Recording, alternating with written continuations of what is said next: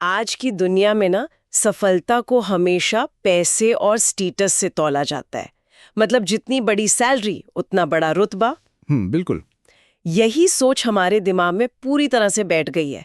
लेकिन इसके पीछे ना एक बहुत खतरनाक कंपैरिजन ट्रैप यानी तुलना का जाल छिपा है। सही बात है, और ये जाल बहुत गहरा है। बिल्कुल। तो अगर आपको ऐसे नॉलेज बेस्ड टॉपिक्स पसंद है तो कृपया इस चैनल को सब्सक्राइब करें, इस वीडियो को लाइक करें और इसे अपने परिवार और दोस्तों के साथ शेयर करें। ये एक ऐसा विषय है ना जो हर इंसान की जिंदगी से सीधे तौर पर जुड़ा हुआ है। हाँ, हम आज इस चर्चा में इसी बात की गहराई में जाएंगे कि आखिर क्यों इंसान सब कुछ पाकर भी अंदर से खालीपन महसूस करता है। मतलब असली संतुष्टि कहाँ मिलती है, ये समझना बहुत जरूरी है। बिल्कुल। और इस तुलना के जाल को समझने के लिए ना हमें सबसे पहले अपनी मानसिकता यानी अपने माइंडसेट को देखना होगा। तो अगर हम इस जाल की बात करें, ये असल में काम कैसे करता है? क्योंकि ये तुलना एक ऐसी दौड़ है जिसकी शायद कोई फिनिश लाइन ही नहीं है। एकदम सही कहा आपने, कोई फिनिश लाइन नहीं है। आप एक उदाहरण से देखिए। मान लीजिए आज किसी इंसान की कमाई 50,000 रुपए है।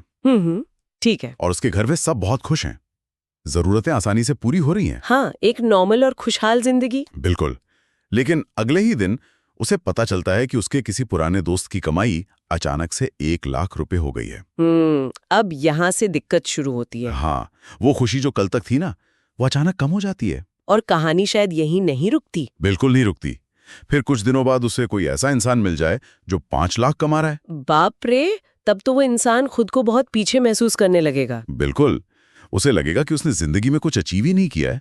अब आप यहाँ एक बात पर गौर कीजिए। हाँ, बताइए। उस इंसान की अपनी कमाई बिल्कुल नहीं बदली है। 50,000 अभी भी 50,000 ही हैं। सही बात है। उसका अपना नुकसान कुछ नहीं हुआ है। बिल्कुल। लेकिन संतुष्टि पूरी तरह से खत्म हो गई। मतलब समस्या पैसे में नहीं है, बल्कि हमारी सोच और तुलना करने की इस आदत में है। ये तो बिल्कुल एक ट्रेडमिल पर दौड़ने जैसा है यार। हाँ, एकदम ट्रेडमिल जैसा। मतलब हम पूरी ताकत लगाकर दौड़ रहे हैं, पसीना बहा रहे हैं, लेकिन अगर नीचे देखें तो हम पहुंच कहीं नहीं रहे। सही कहा, बस भागे जा रहे हैं। लेकिन यहाँ मेरे दिमाग में एक सवाल आ रहा है। हाँ, पूछिए। क्या ये मानसिकता, मतलब ये तुलना करने की आदत, क्या ये इंसान की फितरत है या फिर हम जानबूझकर इस अंधी रेस में भाग रहे हैं? ये बहुत ही दिलचस्प सवाल है। देखिए, अगर हम इंसान के विकास यानी एवोल्यूशन को देखें ना, तो ये हमारी फितरत का हिस्सा रहा है। अच्छा। वो कैसे? पहले के जमाने में जब इंसान कबीलों में रहता था, तो सर्वाइवल के लिए उसे देखना पड़ता था कि बाकी लोग क्या कर रहे हैं। ताकि वो पीछे ना रह जाए या किसी खतरे में ना पड़ जाए। बिल्कुल। लेकिन आज हम जंगलों में नहीं रह रहे हैं। आज की इस मॉडर्न दुनिया में ना, ये आदत हमारी शांति छीन रही है। सही बात है। होता क्या है कि हम अपनी खुशी का जो कंट्रोल है, वो दूसरों के बैंक बैलेंस या स्टेटस को दे देते हैं। और ये तो बहुत ही बेमानी बात है। मतलब मेरी खुशी इस बात पे निर्भर है कि पड़ोसी ने कौन सी गाड़ी ली है। बिल्कुल। और जब हमारी सोच ही समस्या है, तो आज के डिजिटल समय में एक और चीज है जो इस सोच को बुरी तरह से भड़का रही है। आप शायद हमारी कभी न खत्म होने वाली इच्छाओं और सोशल मीडिया की बात कर रहे हैं। एकदम सही पकड़ा आपने। देखिए, पैसा जीवन में सुरक्षा और आराम के लिए बहुत जरूरी है। हाँ, बिना पैसे के तो गुजारा नहीं है। बिल्कुल। लेकिन ये एक सीमा तक ही खुशी दे सकता है। जब आपकी बुनियादी जरूरतें पूरी हो जाती है ना, तो नई इच्छाएं जन्म लेने लगती हैं। मतलब इंसान कहता है कि बस थोड़ा और मिल जाए। हाँ, और ये थोड़ा और की चाह कभी खत्म ही नहीं होती। मनोविज्ञान में इसे ही नेवर इनफ सिंड्रोम कहते हैं। नेवर इनफ सिंड्रोम, नाम ही काफी कुछ बता रहा है। और आज के समय में सोशल मीडिया ने तो इस सिंड्रोम को और भी ज्यादा खतरनाक बना दिया है। बिल्कुल। सोशल मीडिया पर तो वैसे भी लोग अपनी जिंदगी का सिर्फ सबसे चमकदार हिस्सा दिखाते हैं। हाँ, जिसे हम हाईलाइट रील कहते हैं। बिल्कुल। महंगी गाड़ियां, फॉरेन ट्रिप्स, शानदार लाइफस्टाइल, मतलब जो असल जिंदगी का स्ट्रगल है वो तो कहीं पीछे ही छूट जाता है। सही बात है। वहां कोई अपने दुख या बोरियत की फोटो नहीं डालता। ये तो ऐसा है जैसे हम अपनी पूरी फिल्म की तुलना किसी और के 2 मिनट के सुपरहिट ट्रेलर से कर रहे हैं। क्या बात है, बहुत ही सटीक एनालॉजी है ये। हाँ, मतलब हम अपनी पूरी फिल्म देख रहे हैं और सोच रहे हैं कि यार हमारी फिल्म कितनी बोरिंग है। बिल्कुल। हम दूसरों के हाइलाइट्स देखकर खुद को पीछे महसूस करते हैं, जबकि असलियत में देखा जाए तो हर इंसान का संघर्ष अलग होता है। क्या सोशल मीडिया हमें असलियत से पूरी तरह दूर कर रहा है? काफी हद तक हाँ। वो हमें एक भ्रम में डाल रहा है जहां हर कोई परफेक्ट जिंदगी जी रहा है। सही बात है। लेकिन जब हम कहते हैं कि तुलना मत करो और जो है उसमें खुश रहो, तो यहाँ एक कंफ्यूजन पैदा होता है। अच्छा, कैसा कंफ्यूजन? कई लोगों को लगता है कि इसका मतलब तो ये हुआ कि तरक्की करना ही छोड़ दो। मतलब अगर हम संतुष्ट हो गए तो हम आगे कैसे बढ़ेंगे? ये एक बहुत ही आम गलतफहमी है जो लोगों के दिमाग में बैठ गई है। हाँ, क्योंकि अगर मैं संतुष्ट हो गई तो मैं तो काम ही नहीं करूंगी ना। देखिए, संतोष का मतलब मेहनत करना या आगे बढ़ना छोड़ देना बिल्कुल नहीं है। अच्छा, तो फिर असली मतलब क्या है इसका? इसका असली मतलब है जो आज आपके पास है उसकी कद्र करना, अपनी खुद की मेहनत को पहचानना और बिना किसी तुलना के खुद को स्वीकार करना। लोग अक्सर संतोष को महत्वाकांक्षा यानी एम्बिशन के खिलाफ मान लेते हैं। हाँ, ऐसा लगता है कि दोनों एक दूसरे के दुश्मन हैं। जबकि ऐसा नहीं है। एम्बिशन आपको जीवन में आगे बढ़ाती है और संतोष आपको अंदर से शांत रखता है। ये दोनों चीजें एक साथ चल सकती हैं। इसको समझने के लिए हम गाड़ी चलाने का उदाहरण ले सकते हैं। बताइए। जैसे एम्बिशन हमारी गाड़ी का एक्सेलरेटर है, बिल्कुल, जो हमें आगे ले जाता है, स्पीड देता है। लेकिन संतोष उस गाड़ी का स्टीयरिंग और ब्रेक है। एकदम सही। अगर सिर्फ एक्सेलरेटर होगा तो एक्सीडेंट हो जाएगा ना। बिल्कुल। संतोष हमें एक्सीडेंट से बचाता है और सफर को सुहाना बनाता है। बहुत ही शानदार उदाहरण दिया आपने। बिना ब्रेक की गाड़ी तो हमेशा खतरे में रहेगी। लेकिन यहाँ मेरा एक प्रैक्टिकल सवाल है। हाँ, पूछिए। क्या बिना तुलना के, मतलब अगर मैं किसी को देखकर मोटिवेट ना हो, तो क्या बिना इसके इंसान में आगे बढ़ने की आग बनी रह सकती है? बिल्कुल बनी रह सकती है।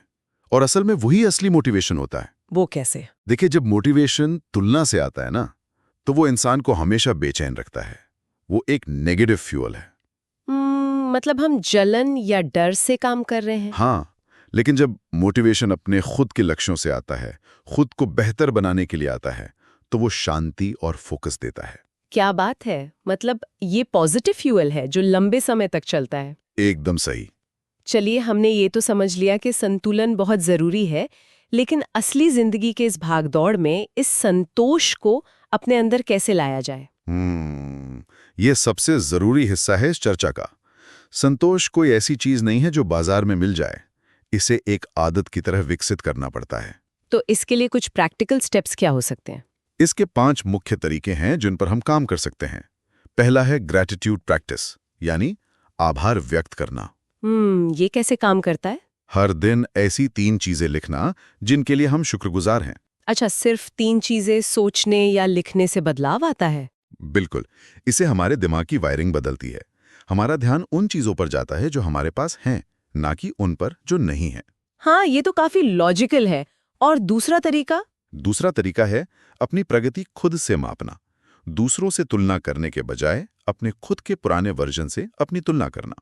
मुझे लगता है ये वाला पॉइंट ना एक बहुत बड़ा गेम चेंजर है। बिल्कुल है। क्योंकि जब हम दूसरों से तुलना करते हैं तो वो एक अनफेयर गेम होता है। हर किसी की शुरुआत अलग होती है। सही बात है। लेकिन जब हम ये देखते हैं कि हम पहले से कितना आगे आए हैं, तो वो हमारी असली प्रोग्रेस होती है। एकदम सही कहा आपने। अब आते हैं तीसरे तरीके पर, जो है जरूरत और चाह में फर्क समझना। Needs versus wants. हाँ, ये स्वीकार करना बहुत जरूरी है कि हर चमकती चीज जरूरी नहीं होती। बिल्कुल यार, आजकल तो लोग दूसरों को दिखाने के लिए चीजें खरीदते हैं। वही तो बचना है। और चौथा तरीका है डिजिटल डिटॉक्स, समय समय पर सोशल मीडिया से दूरी बनाना। ये डिजिटल डिटॉक्स सुनने में तो बहुत अच्छा लगता है, लेकिन असल जिंदगी में इसे लागू करना इतना मुश्किल क्यों है? क्योंकि सोशल मीडिया हमारे दिमाग के डोपामाइन सिस्टम से खेलता है। अच्छा। हर लाइक, हर नोटिफिकेशन हमें एक छोटी सी खुशी देता है और हमारा दिमाग उसका आदी हो जाता है। मतलब ये सच में एक नशे की तरह है? बिल्कुल। इसीलिए जब हम फोन दूर रखते हैं तो हमें घबराहट होने लगती है कि कहीं कुछ मिस तो नहीं हो गया। जिसे फोमो कहते हैं। हाँ, लेकिन अगर हम छोटी छोटी आदतों से शुरुआत करें, जैसे सुबह उठते ही फोन ना देखना, तो इस आदत को बदला जा सकता है। सही बात है, ये बहुत जरूरी है। और पांचवा तरीका क्या है? पांचवा तरीका है जीवन के बाकी पहलुओं पर ध्यान देना। मतलब सिर्फ काम और पैसा ही नहीं? बिल्कुल। पैसा सब कुछ नहीं है। स्वास्थ्य, आपके रिश्ते और आपकी मानसिक शांति भी उतनी ही महत्वपूर्ण है। अगर स्वास्थ्य ही नहीं है तो उस पैसे का आप करेंगे भी क्या? वही तो। और अगर हम आज की इस पूरी चर्चा को समेटें तो बात यहां आकर टिकती है कि हमें असली अमीरी की परिभाषा को समझना होगा। हाँ, क्योंकि असली अमीरी तो बैंक बैलेंस से नहीं मापी जाती। एकदम नहीं। असली अमीरी ये है कि क्या आपको रात को चैन की नींद आ रही है, आपके रिश्ते कितने मजबूत हैं और क्या आप अंदर से सच में खुशी महसूस कर रहे हैं या नहीं। बिल्कुल सही। जिसके पास संतोष है वही इंसान वास्तव में अमीर है। एकदम सही बात है। मेहनत करना और सपने देखना बहुत जरूरी है, उसमें कोई बुराई नहीं है। लेकिन एक बात हमेशा याद रखनी चाहिए कि जो प्राप्त है वही पर्याप्त है। क्या बात है, बहुत ही सुंदर विचार है ये। हाँ, तो चलिए आज की चर्चा के आधार पर आपके लिए एक सवाल है। आपके हिसाब से आज के समय में सबसे बड़ी असली अमीरी यानी रियल वेल्थ क्या है? कमेंट सेक्शन में जरूर बताएं। हमें आपके जवाबों का इंतजार रहेगा। बिल्कुल। And as you watch full video, आप यहाँ तक आ ही गए हैं तो जाने से पहले please subscribe to the channel to get such useful and informative videos notification. मिलते हैं अगले वीडियो में। और जाने से पहले एक विचार आपके लिए छोड़कर जा रही हूँ। कभी सोचिएगा कि क्या हमारी पूरी अर्थव्यवस्था सिर्फ इसी बात पर टिकी है कि हम कभी संतुष्ट न हो? अगर हम सब संतुष्ट हो गए तो इन बड़ी बड़ी कंपनियों का क्या होगा? सोचिएगा जरूर।